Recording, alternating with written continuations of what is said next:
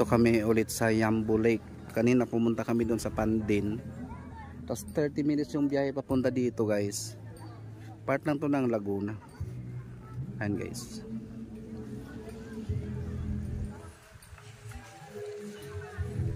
So sa napuntahan ko dito sa Laguna mayroong tatlong lake. Tatlong lake pa naman na napuntahan ko. So ito yung pangatlo. Yung kanina sa Pandin medyo mas maliit. Ang pinakamalaki talaga, mas malaki pa dito, mas malawak dito yung Ticob Lake. Mas malawak yung kaysa dito guys. Pero hanggang dito makakababa ka talaga. Doon kasi kailangan nandun ka lang sa taas eh. Makakapiret tayo nito guys.